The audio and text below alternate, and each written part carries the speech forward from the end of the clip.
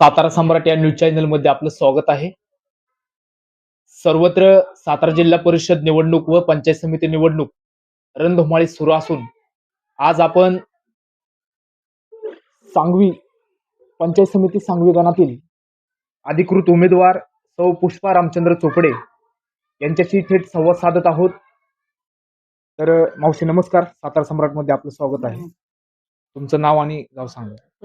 माझं नाव पुष्पा रामचंद्र चोपडे. मी गाव राजाळे गावचे रहिवासी आहे.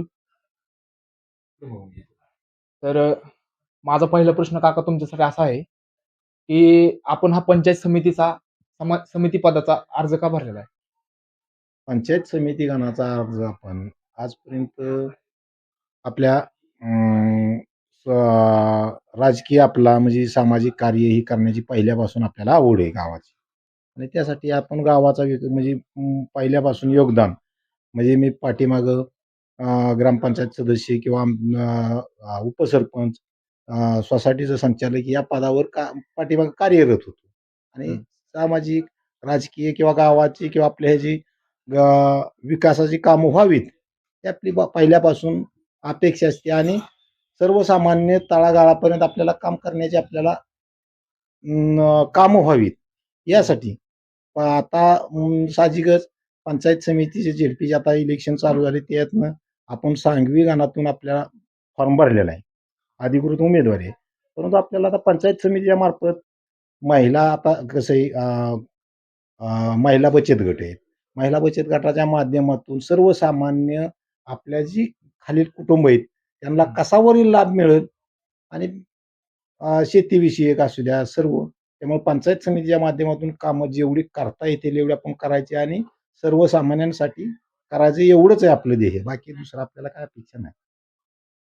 याच्या अगोदर तुमची राजकीय पार्श्वभूमी काय आहे?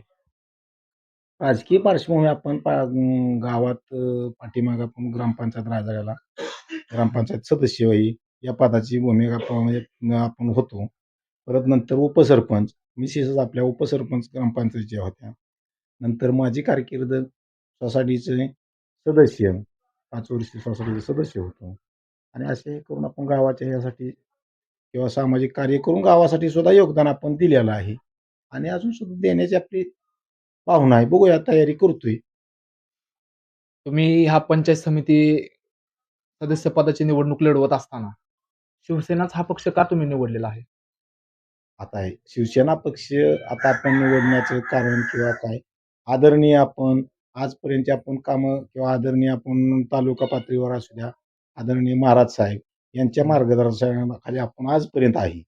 संजीव बाबा असतील, रघुनाथराजे महाराज असतील आणि त्यांच्या मार्गदर्शनाखाली आम्ही आजपर्यंत आपलं कामं करतोय.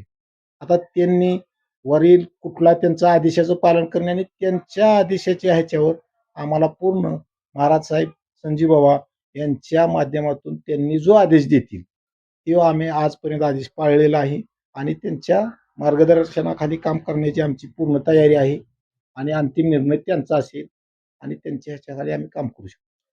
त्याचबरोबर आपले जे युवक वर्ग आहे त्यांच्या पुढील युवक युवक युवक जे आहेत आपले त्यांच्यासाठी आपले काय पुढच्या उपाययोजना असतील? युवकांना आता कसं आहे, जास्तीत जास्त आपण युवकांना गाव पातळीवर जी कामं होतील, रोजगार हमी किंवा असं जितकं करता येईल इतक्यापर्यंत आपण लहान युवकांसाठी हे करू. युवकांना योगदान कामाच्या ह्याच्यात म्हणा किंवा असं देण्याचा प्रयत्न करू. त्याचबरोबर आपल्या मावशी महिला उमेदवार आहेत, तर महिलांच्या सक्षमीकरणासाठी आपल्या काय उपाययोजना असतील? महिलांच्या सक्षमीकरणासाठी आता पंचायत समिती यांच्या मार्फत किंवा आपण आता महिला बचत गट आहेत, महिला बचत गटामार्फत काय आपल्याला सर्वसामान्य कुटुंबाला जे आपण खाली तळागाळापर्यंत सर्वसामान्य कुटुंब त्याच्यापासून आपल्याला लाभ घेता येईल आणि आपली सक्षमीकरण कसं लहान कुटुंबाचं सर्वसामान्यच होईल याच्यासाठी आपण योगदान देऊ. आपल्या मतदारांना तुम्ही संदेश किंवा आव्हान काय देऊ शकता?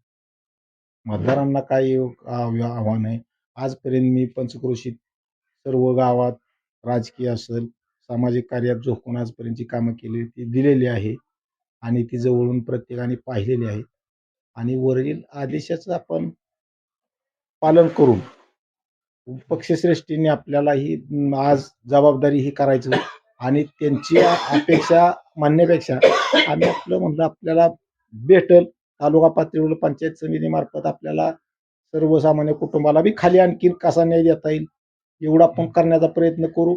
आणि पक्षश्रेष्ठींनी आपल्यासाठी आदरणीय महाराज साहेब असतील, संजीव बाबा असतील, रघुनाथराजे असतील, ह्यांनी मी बोलल्या ह्याला विनंतीला मान देऊन त्यांनी माझ्यावर पक्षश्रेष्ठींनी विश्वास दिला आणि त्या विश्वासाला तडा जाणार नाही असं आपलं सर्वसामान्य आमच्या छोट्याशा गावाकडून असलं तरी तिथून सुरुवात करून तालुका पातळीवर जितकी कामं करता येतील तेवढी करण्याचं योगदान आपण करू शकतो करू. चालू ठेव. एक फक्त सांगा की मतदारांना माझी विनंती आहे की त्यांना मला असंच निवडून देण्यात यावं. आहे की नाही? सांगितलं नाही. मग एवढंच आहे की आता आज आपण गावात फक्त मी गावापर्यंत आजपर्यंत होतो. आज मला माझ्या कामाचं योगदानामुळं पंचक्रोशीत म्हणजे आज पंचायत समितीचं मला एवढं सांघिक गाणातलं शीट आपल्याला दिलंय, त्यांनी आपली निवड केली.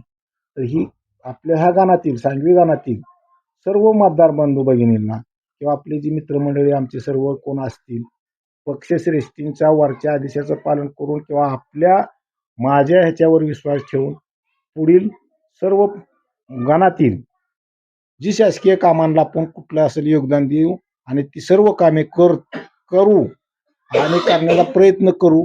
त्यासाठी सर्वांनी फक्त मला सांघिक गाणातून प्रचंड बहुमताने निवडून द्यावं आणि योगदान माझ्यासाठी द्यावं एवढीच मी विनंती करतो. धन्यवाद. धन्यवाद.